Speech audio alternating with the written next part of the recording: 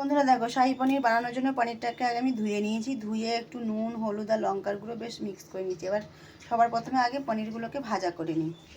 তো বন্ধুরা দেখো, তেলটা তো গরম হয়ে গেছে আমার ফেভারিট কড়াইতে। এবার দিয়ে দিচ্ছি পনিরগুলোকে।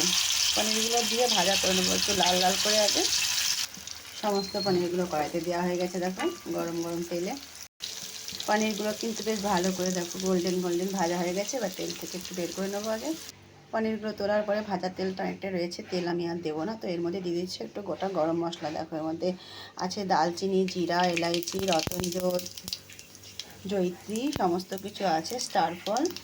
এবার দিয়ে দিচ্ছি একটু তেজপাতা।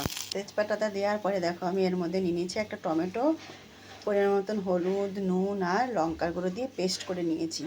ঘরে যা জিনিস আছে তা দিয়েই বানানোর চেষ্টা করছি, এক্সট্রা কিছু দিতে পারছি না। এভাবে পড়ছে না, তো চামচ দিয়ে বের করতে হবে। দিয়ে দিলাম চামচের দ্বারা বের করে, একটু জলও দিয়ে দিলাম, মশলার ধোয়া জলটা। আর আমি এতে কোনো রকম কাজু বাদাম কিছুই ইউজ করছি না, ঘরে যা কিছু অ্যাভেলেবল আছে তাই দিয়েই বানাচ্ছি। তোমরা চাইলে এর মধ্যে কাজু বাদামটাও ইউজ করতে পারো, পেঁয়াজ রসুনটাও ইউজ করতে পারো। আমি এতে একদমই নিরামিষ বানাবো, পেঁয়াজ রসুন দেবো না, শুধু টমেটো পেস্টটাই দিয়েছি খালি। এবার ভালো করে মশলাটা আগে ভেজে নেব।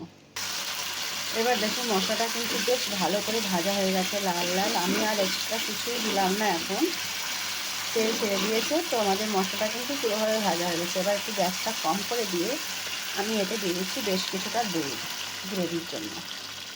আমি এখানে দুধ ব্যবহার করেছি, তোমরা চাইলে এখানে জলটাও ব্যবহার করতে পারো, তবে দুধটা ব্যবহার করলে খুব টেস্টটা একটু আলাদা হয়।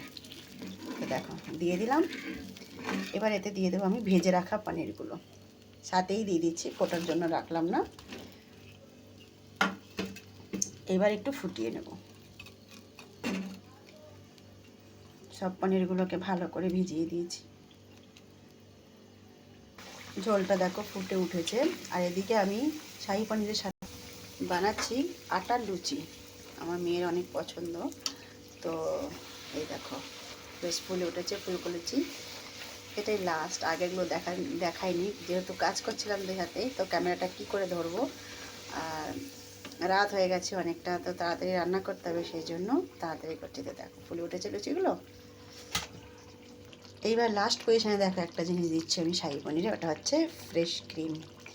এটা একটু উপর থেকে দিয়ে দিচ্ছি।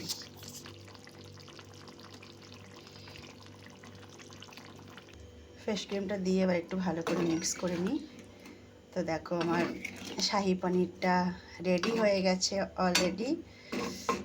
আর দারুণ লাগছে দেখতে, জানি না খেতে কেমন হবে।